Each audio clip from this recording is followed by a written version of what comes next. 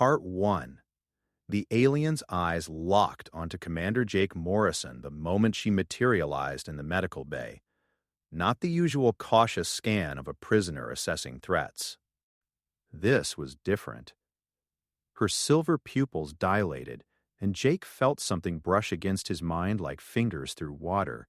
"You're afraid," she said in perfect English, though her mouth never moved. The words formed directly in his thoughts. Not of me, of losing someone. Jake's hand instinctively moved to the photo in his breast pocket. His daughter, Emma, stage 4 cancer. 3 months, maybe 4, the doctors said.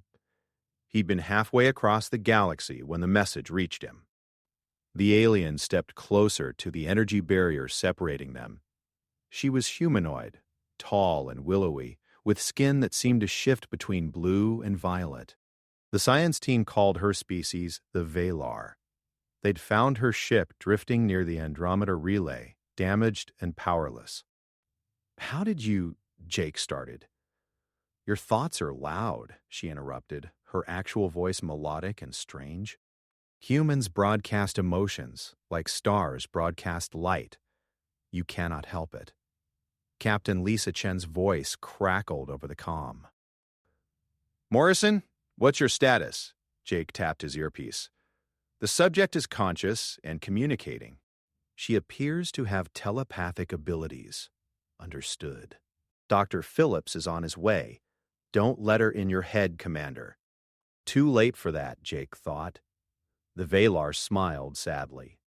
"Your daughter, Emma. She has your eyes, brown, flecked with gold." Jake's blood went cold. "Stay out of my memories. I am not invading. You are projecting your grief, your love, your desperation. It radiates from you like heat from a sun."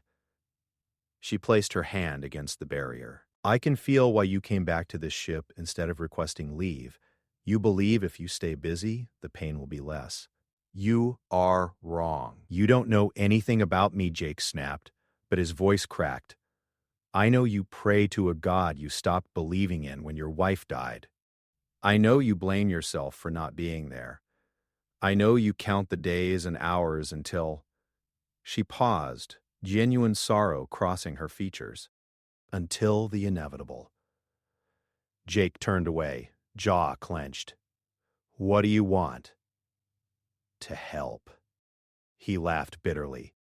"Your ship was shot to pieces by someone. You're a prisoner on a human vessel. How exactly can you help? My people understand matters of the heart better than any species in the known galaxies. We feel what others feel. We know that your human medicine is crude, limited, but there are other ways, older ways." Jake faced her again. "You're saying you can cure cancer?" "I am saying that I understand love. And love, Commander Morrison, is the most powerful force in the universe, even more than the weapons your people build." Dr. Phillips entered, flanked by 2 security officers. "Commander, step away from the prisoner." The Valar's eyes never left Jake's. "I was not fleeing an enemy when you found me. I was searching for someone like you." "That's enough," Phillips said, raising a scanner. "We need to run tests." But Jake couldn't move. Because in that moment, feeling her presence in his mind, he felt something he hadn't felt in months. Hope. Part 2. The interrogation room hummed with tension as Admiral Victor Kane paced behind the observation glass. Jake sat across from the Valar, whose name she'd revealed was Lyria. Between them, a recorder documented every word. "Your vessel was found in Sector 7, beyond charted space," Jake said, keeping his voice neutral despite the turmoil in his chest. "No distress beacon, no identification markers. Explain." Lyria's fingers traced patterns on the table. "I told you I was searching." "For what?" "For proof that humanity was ready." Captain's voice boomed through the speaker. "Ready for what? Invasion?" "First contact was supposed to happen under controlled circumstances, not with a damaged ship appearing in our space." Lyria tilted her head toward the glass. though she couldn't see through it. Admiral Kane, you lost your son in the Mars colony collapse. You wear his academy ring on a chain beneath your uniform. You touch it when you make difficult decisions. The pacing stopped. Jake glanced at the mirror, imagining Kane's expression. How many people are on this ship? Lyria asked. That's classified, Jake replied. 347. 15 are dying of diseases your medicine cannot cure. 42 carry grief so heavy they consider ending their lives. 67 are in love but afraid to speak it. Should I continue? Dr. Phillips entered the room, tablet in hand. Her scans are unlike anything we've documented. Her neural pathways are triple the density of human brains. The electromagnetic field around her head suggests constant activity across multiple frequencies. She's reading our minds right now, Jake said. Not reading. Feeling Lyria leaned forward. Your species confuses thought with emotion. They are not the same. I cannot see your specific memories unless you project them, but I feel everything you feel. The doctor's curiosity, the admiral's fear. Your hope, Commander Morrison. Philip set down his tablet. If what you're claiming is true, if your people can sense emotion across such ranges, why hasn't humanity detected you before? Because we chose not to be detected. The Valar have watched humanity for 300 of your years. We've debated whether to make contact. Your species is young, violent, passionate. You feel everything so intensely that it blinds you. And now, Jake asked, now the time has come, because humanity stands at a precipice. In 7 months, the Krith will arrive in your system. They are conquerors. They feel nothing, and they will exterminate your species unless you learn what we can teach you. The room fell silent. Kane's voice returned, harder. That sounds like a threat. It is a warning. The Krith have destroyed 43 civilizations. They are coming here next. Phillips pulled up a star chart. We've had long-range sensors pointed at every approach vector. Nothing suggests an imminent invasion. Your sensors detect matter and energy. The Krith travel through emotional voids, spaces where feeling does not exist. They move through the darkness between stars where even hope cannot reach. You will not see them until they are already here. Jake's mind raced. Why would they come to Earth specifically? Because humanity's emotional broadcasts are detectable across half the galaxy. Your joy, sorrow, love, rage. To the Krith, you are a beacon of weakness. They harvest species like yours. They drain the capacity to feel, leaving empty shells that serve their empire. This is insane, Phillips muttered. Is it? Lyria's gaze fixed on Jake. Tell me, Doctor, what did you feel when you lost your brother to the void sickness? Not what you thought, what you felt. Phillips went pale. I never told anyone about. You didn't have to. It radiates from you. The guilt that you survived when he didn't. The anger at a universe that would take someone so young. The hollow place in your chest that never healed. Phillips sat down heavily. This is what the Krith destroy, Lyria continued. They will come to Earth, and they will strip away everything that makes you human. Your ability to love, to grieve, to hope. You will become like them, empty. Jake leaned back. And you can stop them? No. But you can. If you learn what? To weaponize what they fear most. Emotion, connection, love. Lyria's expression softened. Your daughter, Commander, Emma. She is the key. Jake shot to his feet.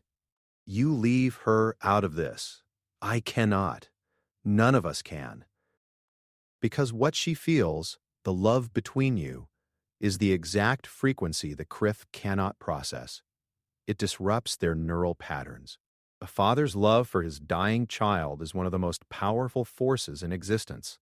You're saying my daughter's illness is part of some cosmic plan? Jake's voice shook with fury. No, I am saying that suffering creates depth of feeling that the fortunate cannot comprehend. Your pain makes you dangerous to them, Kane's voice cut through. Even if we believed this invasion story, why would you help us? Because the Valar made a mistake once. We encountered the Krith when they were young, before they became what they are now. We could have stopped them. We chose not to interfere. We were wrong. 60 billion souls across 43 worlds paid the price for our arrogance. We will not make that mistake again. Jake's communicator buzzed. A message from Earth. His hands trembled as he read it. Emma's condition had worsened. Days, not weeks. Lyria stood slowly. I can help her, Commander Morrison. But first you must trust me. You must let me show you what love truly means. Part 3. The transport ship to Earth felt like the longest journey of Jake's life, even though the quantum drive cut the trip to 18 hours. Lyria sat across from him in the secure cabin, energy cuffs on her wrists, 2 armed guards at the door. Admiral Kane had authorized the trip under strict conditions. If this was a trick, if Lyria posed any threat to Earth, Jake's career was over. He didn't care. You're calculating the risks, Lyria said softly. Wondering if you're being manipulated? Are you manipulating me? If I wanted to manipulate you, I would tell you exactly what you wish to hear. That Emma will be fine. That the cure is simple. That you will not have to sacrifice anything. Her silver eyes held his. Instead, I tell you the truth. What I can offer is not a cure. It is a choice. What kind of choice? The Valar can transfer life force, not through technology. Through emotional resonance. I can give Emma my strength, my vitality. But it requires absolute emotional honesty. No barriers. No walls. You must open yourself completely to the connection. Jake frowned. What does that mean? It means I will feel everything you have ever felt for your daughter. Every moment of joy, every flash of anger, every regret, and you will feel what I feel. My loneliness, my grief for my world, my fear that I am already too late. Your world? Lyria looked away. The Krith came to Valar Prime 6 months ago. My people fought. We lost. I am one of 300 survivors from a civilization of 12 billion. I carry their memories, their last thoughts, every single one. Jake's breath caught. That's impossible. How can you? Because we are connected. All Valar share a collective emotional consciousness. When one dies, their feelings, their essence transfers to the others. I am not one person, Commander. I am 12 billion voices screaming in harmony. The weight of it hit Jake like a physical blow. Then why aren't you insane? Who says I am not? A sad smile crossed her face. But I function, I continue. Because they gave me a purpose with their last thoughts. Warn humanity. Save them. Do not let Earth fall as Valar fell. The ship shuddered as it entered Earth's atmosphere. Through the viewport, blue oceans and green continents spread below. Home. Jake hadn't been back in 2 years. The Seattle Medical Complex rose like a white tower against the Cascade Mountains. Jake's sister, Claire Morrison, met them at the landing pad, her face drawn and exhausted. Jake. She hugged him tightly. She's been asking for you. How bad? The doctors say today, maybe tomorrow. She keeps talking about stars. Says she can hear them singing. Lyria's head snapped up. She's becoming receptive. The barrier between life and death thins the walls that block emotional connections. Your daughter is beginning to feel what I feel. Claire stared at the alien. What is she talking about? I'll explain inside. Take me to Emma. The pediatric ward smelled of antiseptic and artificial flowers. Emma Morrison lay in a bed surrounded by machines, her 8-year-old body frail and small. But when she saw Jake, her eyes lit up. Daddy! Her voice was barely a whisper. Jake crossed the room in 3 strides, taking her hand. "Hey, Princess." "I came as fast as I could." Emma's gaze shifted to Lyria. "You're the singing lady." "You can hear me," Lyria said, wonder in her voice. "Child, you are remarkable." "She's singing in colors," Emma told Jake seriously. "Blue for sad, purple for lonely, but also gold for hope." Lyria knelt beside the bed. "Emma Morrison, your father loves you more than stars love the void. Can you feel it?" Emma nodded. "It's warm, like sunshine inside. That warmth can heal you, but you must be brave. Braver than you have ever been. Can you do that? Will it hurt? No. But it will change you. You will feel things you have never felt before. You will carry pieces of me, and I will carry pieces of you. We will be connected forever." Jake's hand tightened on Emma's. "Wait, what are the risks?" Lyria met his eyes. There are no risks to her body, but her mind, her emotional landscape will expand. She will feel the suffering of others, the joy of strangers. She will never be fully alone again, but she will never be fully herself again either. Claire grabbed Jake's arm. "You can't seriously be considering this." "I am considering saving my daughter's life." "By turning her into what? Some kind of emotional sponge?" "She's 8 years old, Jake." "She's dying," Jake said flatly. Emma tugged on his sleeve. "Daddy, I want to hear the singing forever, please." Lyria placed her hand over Emma's heart. "Commander Morrison, I need your permission, not as a military officer. As a father." Jake looked at his daughter, at the machines keeping her alive, at the monitors showing her failing organs. Then he looked at Lyria, at the alien who carried the weight of billions of dead souls and still chose to offer hope. "Do it," he whispered.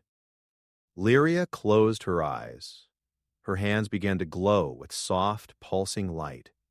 "Open your heart, Commander. Let me in. Let Emma in. Let everyone in." The world exploded into feeling. Jake gasped as emotions crashed over him, not his own, Lyria's. 12 billion lives, screaming, laughing, weeping, loving, all at once. He felt their deaths. The Krith ships descending. The silence that followed, as feeling was stripped away. He felt Lyria's desperate flight, her determination, her terror that she would fail. And beneath it all, he felt Emma, his daughter, not as she was now, but as she had been. Her first laugh, her first steps, the day she'd asked why Mommy wasn't coming home, the night she'd held his hand and promised she'd be brave. The light intensified. Emma's monitors began to spike, then stabilize. Color returned to her cheeks, her breathing deepened. Jake felt the cancer dissolving, not destroyed, transformed, the corrupted cells remembering what they were meant to be, guided by the force of connection, of love made manifest. Emma's eyes opened. They were different now. Silver flecks danced in the brown. "I can feel everyone," she whispered. "The nurses, the doctors, Aunt Claire. They're all so scared and happy and tired and hopeful." Lyria slumped back, exhausted. It is done. The monitors showed normal vital signs. Every single one. Claire's voice shook. "The tumors. They're gone." Jake pulled Emma into his arms, tears streaming down his face. "Thank you." "Thank you," but Lyria's expression remained grave. "Do not thank me yet, Commander. I have given your daughter a gift, but also a burden, and now we must prepare. Because the Krith are closer than I thought. I can feel them.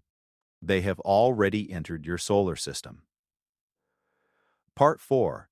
The emergency session of the Global Defense Council convened within 6 hours of Lyria's announcement. Jake stood at attention in the presentation chamber, Emma at his side. The girl looked healthier than she had in months, but the silver in her eyes unsettled the assembled leaders. Lyria remained in the holding facility, her testimony delivered via secure video link. President Catherine Hayes leaned forward. "Let me understand this correctly, Commander Morrison. You're telling us an alien invasion fleet is currently in our solar system, and our evidence is the word of a single refugee whose people were supposedly wiped out by these Krith. With respect, Madam President, the evidence is standing next to me. My daughter was dying. Now she's not. Lyria's abilities are real. Curing cancer doesn't prove an invasion is imminent," General Marcus Chen argued. "It proves she has advanced medical technology. For all we know, this is a setup. Soften us up with a miracle, then hit us when our guard is down." Emma spoke up, her young voice clear in the vast chamber. "They're not lying. I can feel the Krith. They're cold, like empty spaces where people should be." The council members exchanged uncomfortable glances. Dr. Phillips stepped forward with data projections. "We've analyzed Emma's neural patterns post-treatment. Her brain now operates on frequencies we've never observed in humans. She's detecting something our instruments can't measure." "Feelings aren't evidence," Hayes said. "Neither was gravity until we learned to measure it," Phillips countered. "What if emotion is a fundamental force we've simply never had the tools to quantify?" Admiral Kane's voice rumbled from the far end of the table. "Our deep space arrays have detected anomalies. Not ships exactly. Voids, areas where background radiation simply stops, moving toward Earth at 0.3 light speed." The chamber went silent. "How long?" Hayes asked. 4 weeks. Maybe 5. "Then we mobilize the fleet," General Chen declared. "Every ship, every weapon. We hit them before they reach Earth." Lyria's face filled the main screen. "You will fail.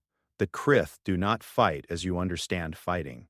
They do not destroy ships or cities first. They destroy the will to fight. By the time they arrive in orbit, you will have already surrendered." "That's ridiculous," Chen scoffed. "Humanity doesn't surrender. Humanity feels. The Krith will broadcast a frequency that dampens all emotion. You will lose the capacity for fear, which means you will lose the capacity for courage. You will lose love, which means you will lose the reason to protect what you cherish. You will become empty, and empty beings do not resist." Jake watched the council members, saw the skepticism on their faces. They didn't understand. Couldn't understand. Not until they felt what he'd felt during the connection. Emma tugged his sleeve. "Daddy, we have to show them." "Show them what, Princess?" "What Lyria showed us. Make them feel it."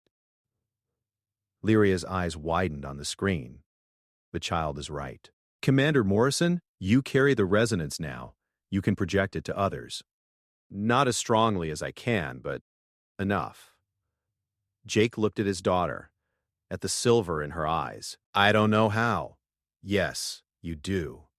Remember what you felt when Emma was healed. Remember the connection, now share it." Jake closed his eyes. He thought about Emma's hand in his, about the moment life returned to her body, about the weight of 12 billion souls singing in harmony. He thought about love, not the word, but the feeling. The actual, terrifying, beautiful reality of it. The chamber temperature seemed to shift. Several council members gasped. President Hayes gripped the table. "What is this?" "This is what the Krith will take from you," Jake said, his voice steady. "This ability to feel, to care, to love. Can you imagine existing without it?" General Chen's face had gone pale.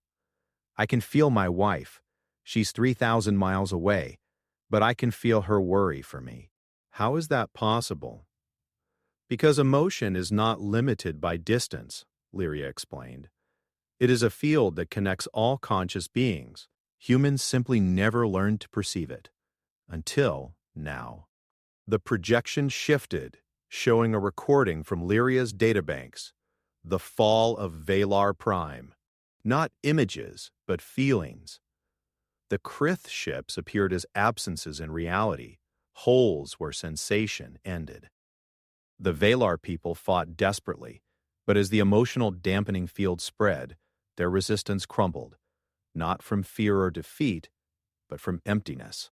Warriors simply stopped fighting. Parents stopped protecting children. Not because they chose to, but because the capacity to care had been stripped away. The silence afterward was absolute. 12 billion people standing still as statues, their minds intact, but their hearts void. Then the harvesting began. The Krith didn't kill, they collected. Transported the emotionally dead to vast ships where they would serve, forever conscious. Forever empty. Admiral Hayes wiped tears from her eyes. How do we fight something like that? You don't fight it, Emma said. You feel harder. Lyria nodded. The child understands. The Krith's dampening field has limits. It can suppress normal emotional ranges, but sufficiently intense emotion creates interference. A mother's love for her child, a soldier's loyalty to comrades, a person's grief for the lost. These create pockets of resistance the Krith cannot penetrate. So, we train people to feel strongly? Chen asked. How? You don't train it. You remember it? Jake stepped forward. Every person in this room has experienced profound emotion. We've just learned to suppress it, to function in society. We need to do the opposite. We need to feel everything. Phillips pulled up brain scans. If we could replicate what happened to Emma across the population, create that same neural frequency, we might be able to resist the dampening field. There are 8 billion people on Earth, Hayes said. We have 4 weeks. Then we start with the military, Kane suggested. The soldiers, the pilots, the crews. They're the ones who need resistance most. Lyria shook her head. No, you start with those who already feel most deeply. The grieving, the loving. The broken there are your immune system against the Krith. They will protect the others. Emma walked to the center of the chamber. I can help. Lyria showed me how. I can connect people. Absolutely not, Claire said from the observation gallery. She's 8 years old. This is too much. But Emma's eyes blazed with that strange silver light. Aunt Claire, I can feel what the Valar felt. Their children died. All of them. And nobody was there to save them. I can help save ours. Jake knelt beside his daughter. Emma, this isn't your responsibility. Yes, it is. Lyria gave me her gift. Now I have to use it. She looked at the council. I can connect you to each other. Build a network of feeling, but you have to let me in. All of you. President Hayes stood. If there's even a chance this could work, we have to try. She approached Emma, hand extended. Show me. Emma took the president's hand. The silver light pulsed. Hayes staggered, then straightened. I can feel the council, all of them. Their fears, their hopes. She looked at General Chen. Your son. He's stationed on Mars. You're terrified for him. Chen nodded slowly. Always. One by one, the council members joined the connection. The network of feeling grew, spreading through the chamber, then through the facility, then beyond. And in the darkness between worlds, the Krith fleet felt it. A signal they hadn't expected. A resistance forming. They accelerated. Part 5. 3 weeks later, the network encompassed 700 million people. Not everyone could hold the connection. Some minds rejected it, unable to cope with the flood of emotion. But those who succeeded became nodes in a global web of shared feeling. Emma stood at the center, a small girl carrying the weight of billions. Jake watched his daughter from the observation deck of the orbital defense platform. She sat in meditation, surrounded by Valar technology they'd managed to reconstruct from Lyria's ship. Her small body glowed with that silver light, and through their connection, Jake felt the strain it caused her. She's exhausted, Claire said beside him. "This is killing her. She's saving us," Jake replied, though his heart agreed with his sister. Lyria approached, her own energy depleted from maintaining the network's core. The Krith arrive within the hour. Every simulation shows they will deploy the dampening field the moment they enter range. If the network fails, humanity falls. Admiral Kane joined them. The fleet is positioned. Every ship, every weapon. We're as ready as we'll ever be. "You're not ready," Lyria said softly. "No one is ready for what the Krith bring. But you have something my people lacked. What's that? You know how to suffer together. Valar Prime was peaceful for 10,000 years. We forgot how to herd as one. Humanity has never stopped herding. That pain is your armor," the sensor screamed. The Krith fleet dropped out of void space at the edge of the solar system. Not ships in any conventional sense. They were absences, black holes of sensation moving through reality. 200 vessels, each one a scar, in space where feeling went to die. Emma's eyes opened. They're here. The dampening field activated. It spread through space like a wave of nothing, stripping color from stars, sound from void, warmth from life. On Earth, people stopped mid-sentence. Children forgot to laugh. Parents forgot why they held their babies. The capacity to care simply vanished. But in the network, those 700 million souls felt differently. Jake felt his connection to Emma strengthen, not weaken. He felt Claire's fear transform into determination. He felt the entire fleet, thousands of soldiers and officers, remembering everyone they'd ever loved. "It's working," Phillips gasped from the command center. "The network is holding. The dampening field can't penetrate concentrated emotional resonance." But the strain was immense. Emma screamed, her small body convulsing as she fought to maintain the connections. Silver light erupted from her, spreading through the platform. "Emma!" Jake ran to her. Lyria grabbed his arm. "Let her finish. She's doing what I couldn't. She's showing them what real strength means." The Krith fleet advanced, confused. They'd never encountered resistance to the dampening field. They broadcasted higher intensities, trying to break through. But every increase was met with stronger feeling. A mother on Earth thought of her deployed daughter. A soldier on Mars remembered his father's final words. A doctor in Tokyo recalled every patient she'd saved. The network pulsed with the accumulated emotion of billions of human experiences. Emma stood, her body wreathed in light. Her voice echoed in the minds of everyone connected. "You want to know what we feel? Let me show you." She opened the floodgates. Every emotion in the network, every memory, every moment of joy and sorrow and love and loss, channeled through Emma and broadcast toward the Krith fleet. Not as a weapon, but as testimony.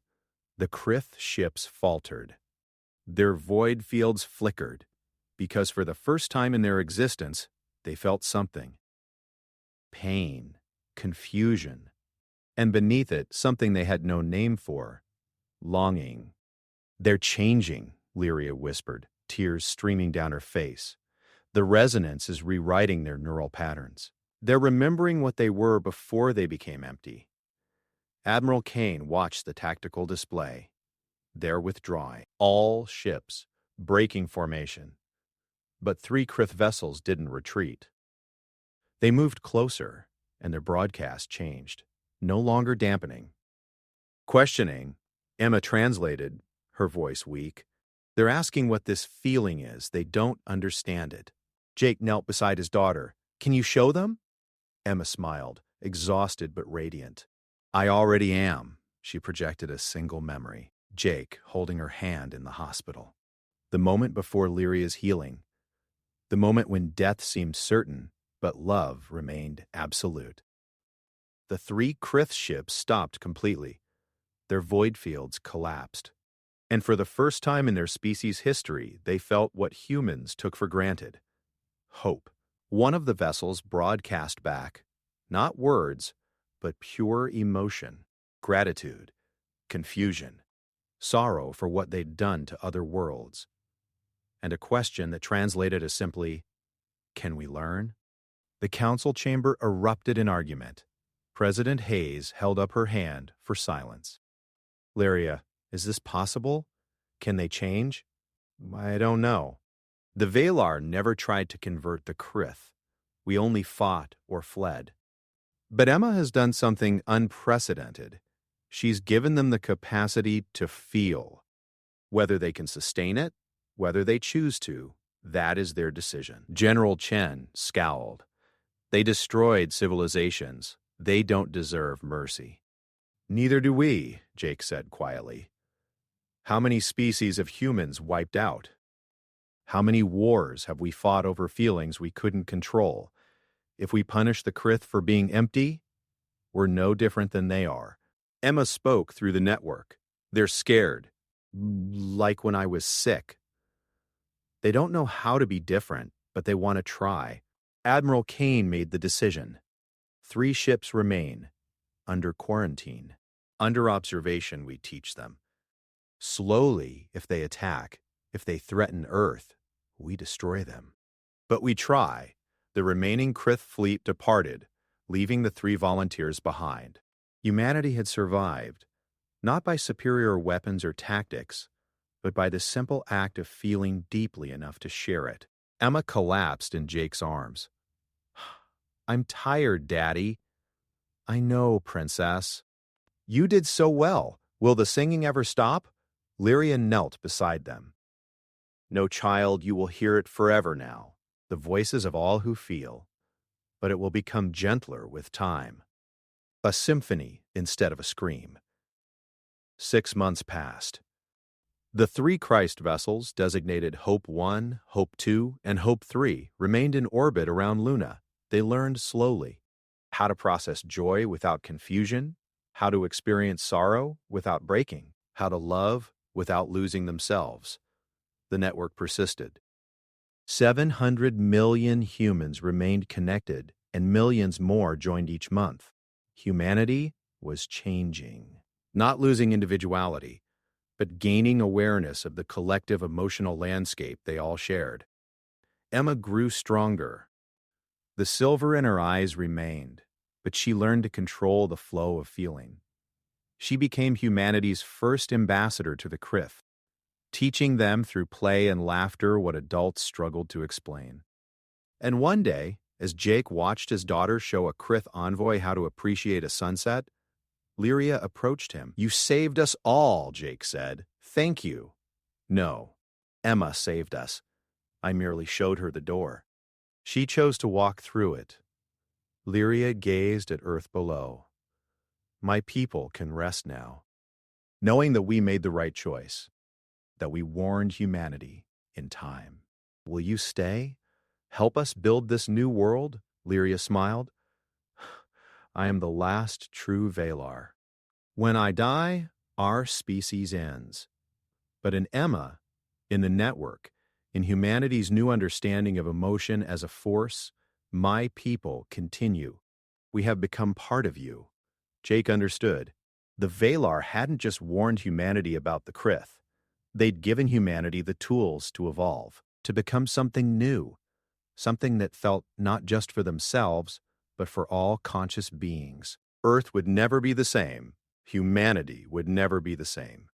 But for the first time in their violent history, humans truly understood the answer to the oldest question. What matters most? Connection, love, the terrifying, beautiful reality of shared feeling. Emma called out, "Daddy, Lyria, the Krith wants to show us something." The envoy had created art. Simple, crude, but unmistakably art. A sculpture representing the moment it first felt hope, the moment Emma's broadcast touched its void and filled it with light. Jake felt tears on his face. Beside him, Lyria wept openly. And through the network, 700 million souls felt it too, not just the joy of the moment, but the profound truth it represented. The universe was vast and dark and cold, but wherever beings learned to feel, to truly feel for one another, light persisted. And that light was called love.